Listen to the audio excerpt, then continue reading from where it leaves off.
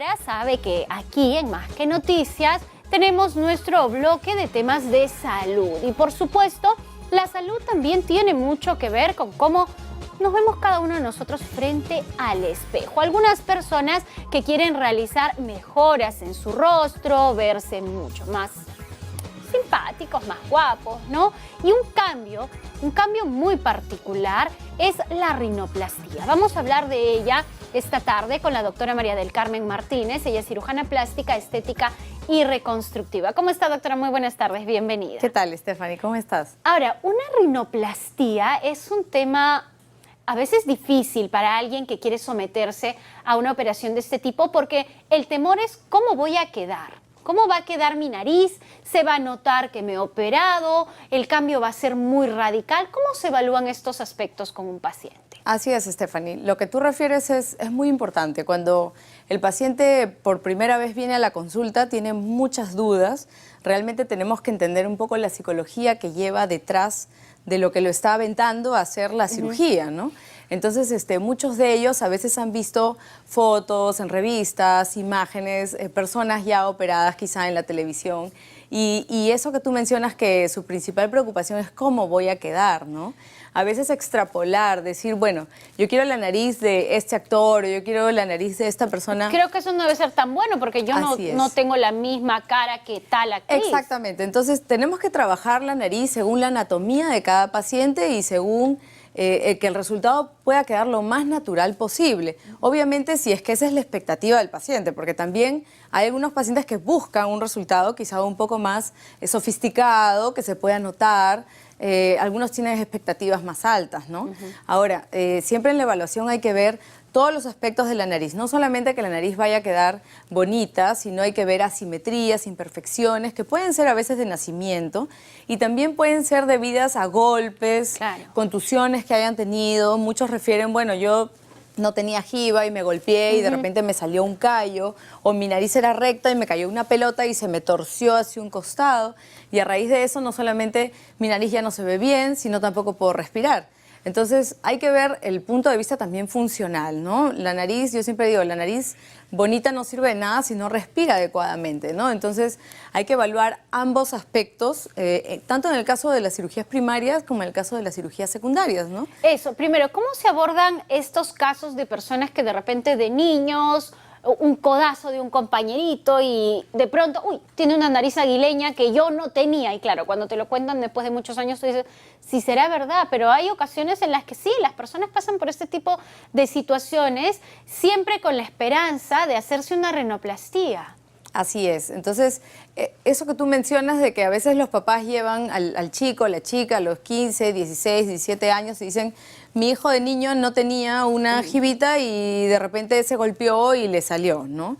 Hay que entender que también a veces la pubertad hace que se desarrollen ciertas estructuras anatómicas en el cuerpo que cuando uno era niño no se veían. Entonces eso también hay que entenderlo, que puede ser genética, no necesariamente es golpe, pero sí genéticamente también pueden haber tabiques desviados, laterorrinias, digamos septums que están totalmente descarrilados, ¿no?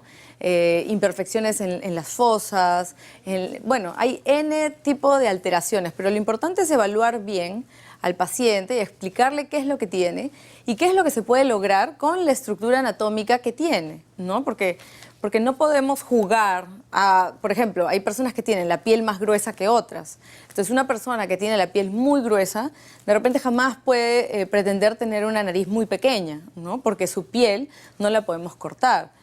O de repente una persona que estructuralmente tiene la punta ya rotada hacia arriba, porque existe, ¿no? Entonces, de repente quiere bajar y al contrario, ¿no? No quiere tener la nariz respingada, sino quiere tener la nariz hacia abajo. Entonces, ¿y qué se hace en esos casos en el que la piel está de por medio? Cuando la piel es muy gruesa, en algunos casos se puede desgrasar un poco la punta, pero hay que tener mucho cuidado porque uno no puede exagerar el desgrasamiento. Finalmente la grasa, a través de ella van los vasos sanguíneos que irrigan la piel. Entonces, si tú sacas demasiada grasa, la piel se puede necrosar. Y hemos visto casos de necrosis de punta que son realmente devastadores. O sea, son casos que a veces ya no tienen reparación, cicatrices que no se pueden arreglar, ¿no? Vemos muchos casos de cirugía secundaria. En realidad la cirugía secundaria quizá no debería existir, pero existe. Ese era el otro punto que yo te iba a Así es. preguntar, porque probablemente hay personas que pasaron por una rinoplastía, quedaron con una imagen que no es de su agrado, una mala operación, y luego acuden a un segundo especialista con miedo, porque yo no sabría si nuevamente me pongo en las manos de otro médico. Claro, en realidad la rinoplastia secundaria es un campo enorme. Hay alteraciones que quizá la nariz está bien hecha, pero la persona no se identifica con esa nariz o no es el resultado que estaba buscando. Como también hay errores pequeños y errores drásticos, ¿no? Como te mencionaba el tema de las necrosis o de repente una nariz que antes de la cirugía no estaba chueca y después de la cirugía está chueca, ¿no? Entonces, estas cosas a veces son un tema de falta de detalle en la realización de la cirugía. A veces hay pacientes que tienen el tabique desviado y realmente de repente no se nota cuando tienen la jiba, pero una vez que bajas la jiba, se nota el tabique que está desviado. Entonces, ahí ya va la experiencia del cirujano en hacer una buena evaluación al paciente del prequirúrgico para que podamos determinar realmente exactamente qué es lo que se va a hacer. Porque a veces yo pienso que no hay una buena empatía, ¿no?, entre el médico y el paciente, que finalmente no concreta y no tiene un buen resultado, porque o ya sea que el médico no entendió o el paciente no entendió o no, para que no llene las expectativas, ¿no? Entonces, yo creo que una buena cirugía es una mezcla de todo. No solamente que la cirugía esté técnicamente bien realizada, sino que realmente haya habido una comunicación entre el médico y el paciente, que se entendió. ¿Qué es lo que pasó? Algo se quebró, como se dice, ¿no? O sea, en algún momento algo pasó que de repente o el paciente tenía otra idea y no calzó, ¿no? Ahora, otro tema que nos genera temor respecto a la rinoplastia es cómo es el posoperatorio, porque muchos señalan que es un posoperatorio bastante más largo que otro tipo de operaciones estéticas. Mira, en realidad la nariz es una cirugía relativamente rápida a comparación de otras cirugías. Una cirugía primaria cerrada puede durar 1 hora. Una cirugía abierta con otorrino, o sea, que se tiene que trabajar tabique y también cornetes, puede durar 1 hora y media, máximo 2 horas. Y una cirugía secundaria, de repente 1 hora y media, 2 horas, dependiendo realmente de lo que tengas que hacer. Ahora, la cirugía todo está controlado. Muchos pacientes a veces tienen temor de que si van a sentir dolor. No hay dolor durante la cirugía porque todo se hace con sedación. El paciente está totalmente dormido, no es una anestesia general. La anestesia general es cuando tú intubas al paciente. Esta es una sedación. Quiere decir que el anestesiólogo te coloca por la vía un poco de fármacos para que tú estés medio dormido, pero estás ventilando espontáneamente. Y así puedes estar tranquilo, no sientes absolutamente nada. Pasa el procedimiento y se te coloca un yeso, si es que ha habido una fractura, y unos parches. Y en realidad, por ejemplo, yo no dejo tapones. Hay médicos que les gusta taponar. El tapón es algo que se usaba hace mucho tiempo. Hoy en día usamos lo que son las láminas de silicona, que permiten el aireamiento del paciente en el postoperatorio. Y también nos permiten mantener el tabique estable durante los 7-10 días después de la cirugía. Ahora, la verdad que los pacientes no refieren dolor, tienen que tener 1 semana el yeso y de ahí regresan para retiro de yeso, retiro de tapones y retiro de puntos. Y de ahí los dejamos sin nada. O sea, de ahí si quieren ir a clases, pueden ir a clases siempre y cuando no hagan mucho trajín. Y en realidad 1 semana es un periodo relativamente corto, ¿no? Es un postoperatorio corto, pero lo que sí tienen que tener muy claro es que tienen que estar en reposo.